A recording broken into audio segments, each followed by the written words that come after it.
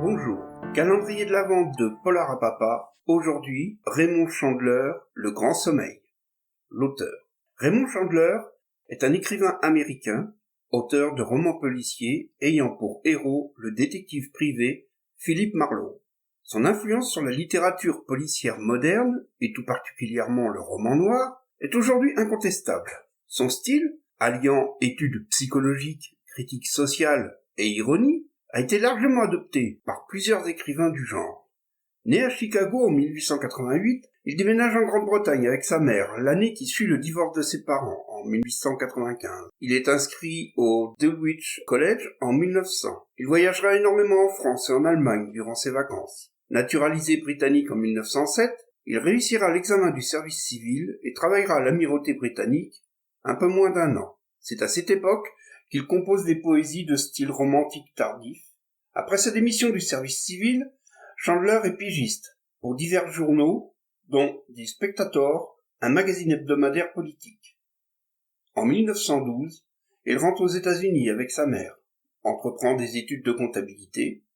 En 1917, il s'engage dans l'armée canadienne, combat en France.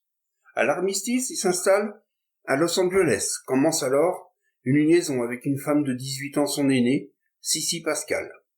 La mère de Chandler est contre cette relation. Elle lui refuse son approbation pour le mariage. Il épousera cependant Cissy à la mort de sa mère, qui accordera enfin son approbation en 1924, après que Cissy ait divorcé de son mari.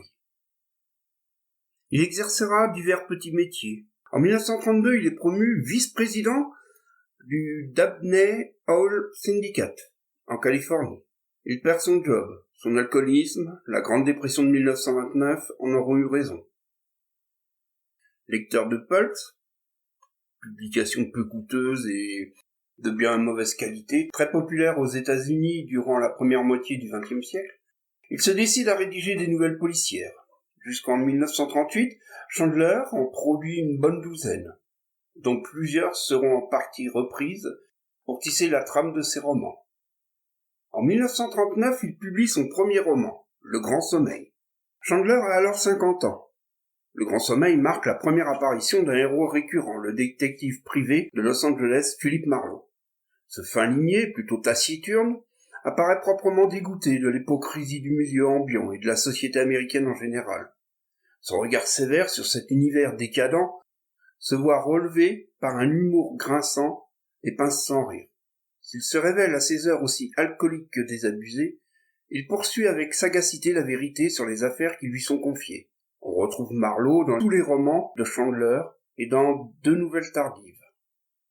Après Le Grand Sommeil, Chandler publie Adieu ma joie en 1941, La Grande Fenêtre en 1942 et La Dame du Lac en 1943. Sa célébrité acquise lui ouvre rapidement les portes d'Hollywood. Ses livres sont adaptés au cinéma. À partir de 1943, Chandler met ses activités de romancier en veilleuse pour se consacrer à l'écriture de scénarios. Il n'adaptera d'ailleurs jamais aucun de ses romans. En 1949, Chandler publie La Petite Sœur, 6 ans après son précédent roman, une nouvelle aventure de Philip Marlowe, qui se déroule en partie à Hollywood. Il termine sa carrière de scénariste en travaillant avec Alfred Hitchcock sur le film Stranger on the Train, mais la collaboration avec Hitchcock sera une catastrophe. Bien qu'il soit au générique du film, on ne retrouve pas la patte de Chandler dans le film. En 1953, Chandler renoue avec Philip Marlowe dans un nouveau livre, The Long Goodbye, qui sera porté à l'écran 20 ans plus tard. En 1954, Cissy décède à l'âge de 84 ans. Chandler, qui en a 66, sombre à nouveau dans l'alcool, qui aura de graves conséquences sur ses écrits. Il fera même une tentative de suicide en 1955. En dépit de l'admiration grandissante que lui vouent les milieux littéraires et le grand public, les dernières années de l'écrivain se placent sous le signe d'un état dépressif chronique. Si Chandler parvient à en atténuer les effets pendant un bref séjour en Angleterre, il y retombe plus profondément dès son retour en Californie. Il mourra d'une pneumonie le 26 mars 1959, laissant derrière lui un roman inachevé intitulé Paddle Spring, qui met encore une fois en scène son héros fétiche. Le livre sera complété en 1989 par Robert B. Parker un autre écrivain spécialisé du genre. Le grand sommeil, le résumé. Le détective privé Philip Marlowe est engagé par le général Sternwood, un riche paraplégique, pour résoudre une affaire de chantage dont sa fille Carmen est victime de la part d'Arthur Wayne Jeger, un bouquiniste. Avant son départ, Marlowe est interpellé par Vivian, la seconde fille du général, qui pense qu'il a été embauché pour retrouver son mari, Rusty Reagan, disparu depuis un mois. La conversation tourne court quand Marlowe refuse de répondre aux questions de la jeune femme, qui paraît fort irritée par l'attitude désinvolte mais ferme du détective. Marlowe prend Gégère en filature. Il découvre bientôt que le bouquiniste utilise sa librairie comme paravent, masquant un commerce de pornographie. Peu après, Marlowe découvre Gégère mort chez lui, et trouve également sur les lieux Carmen Sternwood, nue et droguée, qui posait comme modèle pour une séance de photos. Quand le détective revient chez Gégère, après avoir mis Carmen en sûreté, le cadavre a disparu. Le lendemain matin, Bernie Hall, enquêteur de la police, qui a favorisé la rencontre entre le général Sternwood et Marlowe, téléphone à ce dernier. Il lui apprend qu'une des voitures appartenant au Sternwood a été retrouvée immergée. L'enquête révèle que Owen Taylor, le chauffeur de Sternwood, se trouvait au volant, mais qu'il a été assommé avant que le véhicule fasse son plongeon. Marlowe comprend bientôt que le chauffeur était amoureux de Carmen, qu'il a tué Gégère en voyant la jeune fille droguée et utilisée à des fins pornographiques par le bouquiniste. Cependant, Taylor a été retrouvé sans la pellicule photographique qui avait été retirée de l'appareil.